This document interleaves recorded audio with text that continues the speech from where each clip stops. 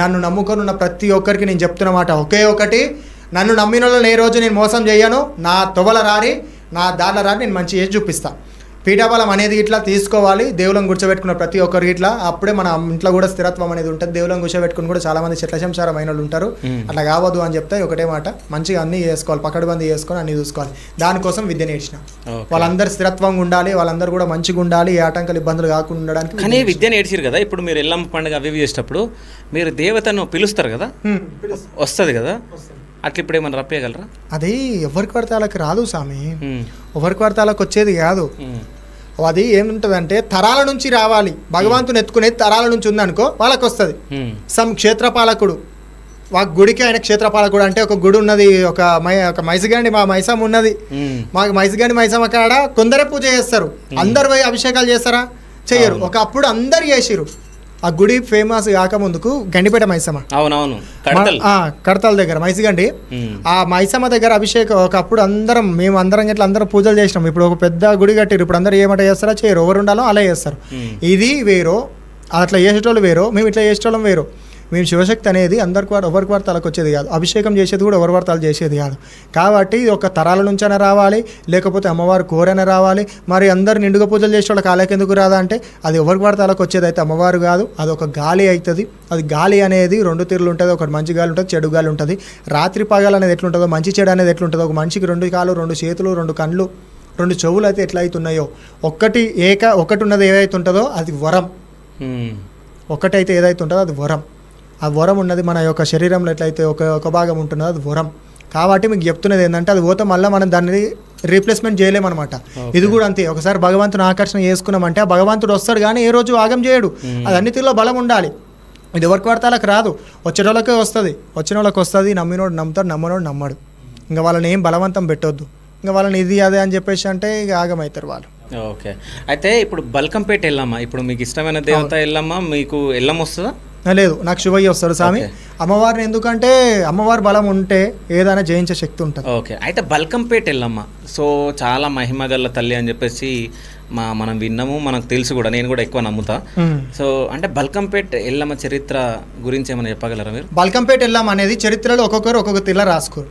కానీ బల్కంపేట ఎల్లమ్మ గురించి ప్రత్యేకంగా చెప్పాలంటే అమ్మవారు బాయిల ఉట్లే, పుట్టలో పుట్టిన పుత్తడి తల్లి, భూలోకం వెళ్ళినటువంటి జగత్మాత, జగత్ నేలేటువంటి జగత్మాత, పుట్టలో పుట్టిన పుత్తడి తల్లి. ఆ రేణుకాదేవి యొక్క అవతారం ఒక రూపాలు, వీళ్ళంతా ఒక రూపాలు. కాబట్టి అమ్మవారు ఒక్కొక్కరి ఇంట్లోకి అయినప్పుడు ఒక్కొక్క తిర్ల లందల దాగింది, ఆడికెళ్ళి వచ్చింది. గౌన్లో ఇంటి దగ్గర కళ్ళు దాగింది, వారి సంస్థానం నుంచి ఆడబిడ్డలేకి వచ్చింది. కుమారవారి సంస్థానం దగ్గరికి అయ్యింది, కుండలు అడిగింది, అక్కడ అలా సంస్థానం నుంచి వచ్చింది. ఒక్కొక్కరు విధంగా ఒక్కొక్క తీరులో వెళ్ళిపోయింది అమ్మవారు. ఈ బల్కంపేటలో ఏం చేసింది? అమ్మవారు ఇట్లా వెలిచింది. పుట్టిన తల్లి కాదు, పుట్టింది అమ్మవారు పుట్టల. బల్కంపేటలో అమ్మవారు శక్తి ఉన్నది, చాలా మహిమ ఉన్నది.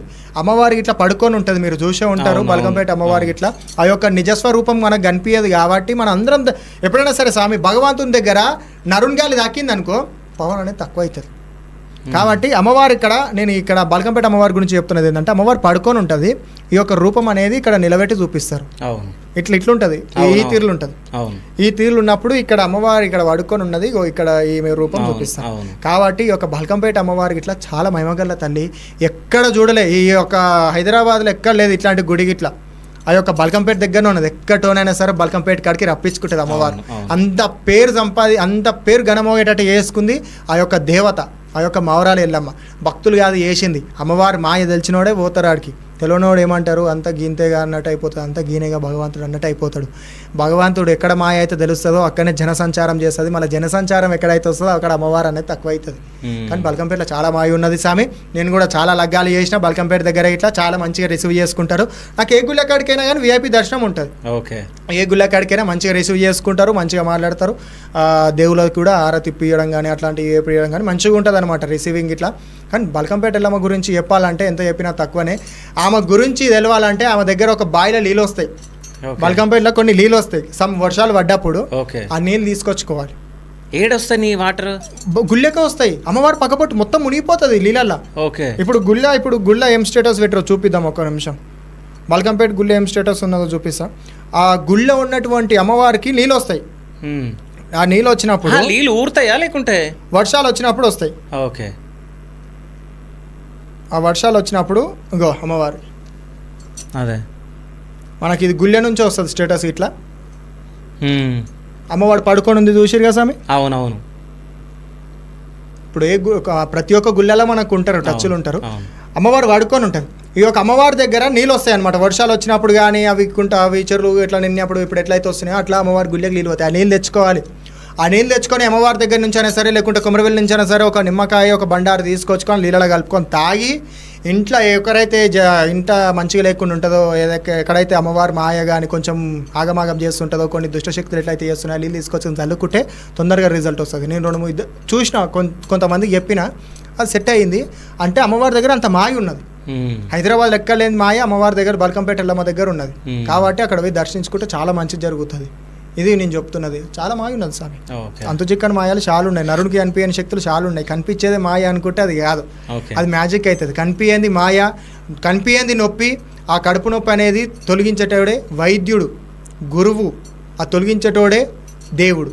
కలియుగంలో దేవుడు దిగిరాడు. సరే, ఒక మనిషి చనిపోతే బ్రతికించే శక్తి డాక్టర్కి ఉంటుందా, స్వామీజీలకు ఉంటుందా? డాక్టర్ కూడా ఏం చేయలేడు.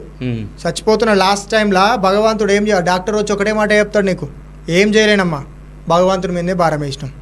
అయితే కొంతమంది ఈ దేవుడు వచ్చిన వాళ్ళు చనిపోతే లాస్ట్ వాళ్ళ లాస్ట్ అనేది పటం మీద ఉన్నప్పుడు, ఓకే, వాళ్ళు చనిపోయినప్పుడు పటం కొడతారు. అదే లాస్ట్. అప్పుడు వాళ్ళ యొక్క కదలిక అనేది ఉంటుంది. మృత్యువు అనేది కాకుండా వాళ్ళ మీద ఉన్నటువంటి ఒక శక్తి లాంటి ఒక గాలి లాంటిది వాళ్ళని కదిలిచ్చి అది ఇంకో తరం మీదకి పెరుగుతుంది అనమాట. అంటే వీళ్ళకి వచ్చేది వాళ్ళ ఇంట్లో వాళ్ళకి వేరే వాళ్ళకి వెళ్ళిపోతుంది. అది అవుతుంది, కొంచెం కదులుతుంది. ఓకే, నిజంగా కదులుతుందా? మీరు క్రియేట్ చేస్తారా అది? నువ్వు ఇట్లా నన్ను తెలియదు, నేను అడుగుతున్నాను. నన్ను కాకుండా ఇంకో శివశక్తిని అడుగు. శివశక్తి ఇట్లా చెప్తారు నీకేంది ఏం సంగతి అనేది ఇట్లా. ఎందుకంటే స్వామి, ఒక మాయని మనం చూపిస్తే అది ఎవరికైనా సరే దొరికిపోతుంది. ఇప్పుడు మ్యాజిక్ చేస్తే అయినా ఇది నీకు ఈ మ్యాజిక్ గురించి ఎందుకు చెప్తున్నా అంటే వీళ్ళందరూ ఇట్లా ఈ జనరేషన్లో ఇట్లా మ్యాజిక్లే నమ్ముతారు, లాజిక్లు నమ్మరు అన్నట్టు. నిజం స్వామి. నువ్వు కూర్చొని గడ్డం పెంచుకొని చెప్పు, నీ మాటలే వింటారు. ఓకే, ఎవ్వరే చెప్తా అది నమ్ముతున్నారు. ఇలాగ చెప్పాలంటే నేను లేదు సార్, చాలా ఉన్నది. నా దగ్గర నేర్చుకున్న వాళ్ళందరూ మంచి గొప్ప స్థాయికి వచ్చారు. నా శిష్యులు గొప్ప స్థాయికి వచ్చారు. నేను చెప్పాల్సిన అవసరం ఏం లేదు. కానీ ఇంకా వాళ్ళు నన్ను మంచిగా చూస్తేనేమో మంచిగా కనిపిస్తా, చెడ్డగా చూస్తే చెడ్డగా కనిపిస్తా. వాళ్ళ స్థాయిని బట్టి నేను కనిపిస్తా. చెడ్డగా కనిపించడానికి చెడ్డగా, మంచిగా కనిపించడానికి మంచిగా. ఓకే, సరే, నాకు ఎట్లా కనిపిస్తున్నారు అని మీరు అనుకుంటున్నారు? నేను ఎట్లా కనిపించినా నీకు అది నీకు స్వామి కనిపించేది. నేను ఎట్లా చెప్పగలుగుతాను? మీరు అన్నారు కదా ఇప్పుడు. నేనేం చెప్తున్నా, నేను ఎవరికి ఎట్లా కనిపించదు అనేది అంటే నువ్వు నన్ను మంచిగా చూస్తే మంచిగా కనిపిస్తా. నా లోపల ఏముందో మీకు తెలుసు కదా. చెడ్డగా కనిపిస్తా, చెడ్డగా కనిపిస్తా. ఏమనిపిస్తుంది? నేను ఎట్లా నీకు అక్కడ కాకుండా ఇక్కడ కాకుండా ఉంది స్వామి.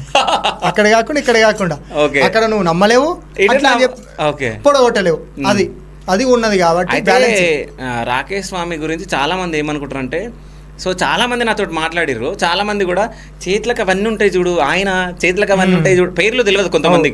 సో ఎన్ని గణం ఎందుకు పెట్టుకోరు, కాళ్ళకి ఇవి ఎందుకు పెట్టుకోరు? ఇగో స్వామి, నేను నీకు ఇంటర్వ్యూలో చెప్పిన, ఫస్ట్ ఇంటర్వ్యూలో చెప్పిన అనుకుంటా, మేము చేసే కొన్ని ఉంటాయి స్వామి. దేవుడు ఇప్పుడు దేవుడు వచ్చిన వాళ్ళు ఒకటి వేసుకుంటారు, సో అదొకటి వేసుకుంటారు. కానీ నేను అందరిలేక కాదు. ఓకే, నేను అందరిలేక కాదు. నావి అలాగుంటాయి, నా వే అలాగుంటుంది. నేను చేసే పూజలైనా సరే, నేను చేసేటివైనా అలాగుంటుంది. నేను చేసే అమ్మవారిని కూర్చోబెట్టడం అయినా సరే, నాకు కొన్ని ఓల్డ్ పద్ధతులు తెలుసు, తరాల పద్ధతులు. ఆ పద్ధతుల విధంగా కూర్చోబెడతా. ఇది మా తాతలు వేసుకుంటారు. మా తాతలు ఈ బెడిలు కాకుండా సన్నయి మన కడియాలు లేకుంటాయి. మన వీరనాగమ్మ పండుగ చేసేటప్పుడు వేసుకుంటారు, చూసిన అసామి బేడీలు 2-3 వేసుకుంటారు. మహబూబ్ నగర్ సైడ్ అనుకుంటా. వాళ్ళు వేసుకునేటప్పుడు 2-3 వేసుకుంటారు. ఆ ఆచారం ప్రకారంగా మాది పద్ధతులు ఉంటాయి. ఈ యొక్క సౌండ్ వస్తే చూసినావా, ఈ యొక్క సౌండ్కి ఏ గాళ్ళు కానీ, దయ్యాలు కానీ, ఏ శక్తులు కానీ ఉండవు. మేము చేసే కొన్ని పూజలలో కొన్ని చెడు శక్తులు అనేవి ఆకర్షణ అవుతుంటాయి మాకు. దానివల్ల ఇప్పుడు ఒకటి సాధన చేస్తున్నాం, సాధన చేస్తున్నాం అంటే ఒక అమ్మవారు శ్మశాన తారనే ఉంది. శ్మశాన తార అంటే ఎవరు? రేణుకాదేవి. తెలుసా ఈ ముచ్చట ఎవరికన్నా? చిన్నమస్తా ఎవరు? శ్మశాన దేవి రేణుకాదేవియే. తలకాయ ఉండదు చిన్నమస్తాదేవి. మళ్ళీ తారాదేవికి తలకాయ ఉంటుంది, మొండం ఒక్కటే ఉంటుంది. ఈ యొక్క రేణుకాదేవి ఫోటో చూసిరా మీరు ఎప్పుడైనా? అమ్మవారు ఫుల్ ఉంటుందా స్వామి? రేణుకాదేవి యొక్క అమ్మవారి రేణుక ఎల్లమ్మ తల్లి ఫుల్ కత్తులు పట్టుకొని ఇది పట్టుకొని ఉంటుందా?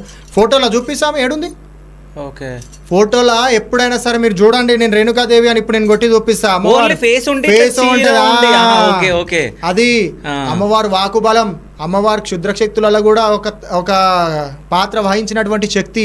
నిండు రూపం లేదు అమ్మవారికి. పరశురాముడు మొండం తీసేసింది కాబట్టి అమ్మవారు ఒక సగం వరకు ఉంటుంది. మీరు ఏ వీడియో ఏ ఫోటోలైనా చూడరు, అమ్మవారి ఫోటోలు ఉంటాయి. ఫేస్ ఉండి తర్వాత ఆ యొక్క సాధన చేసేటప్పుడు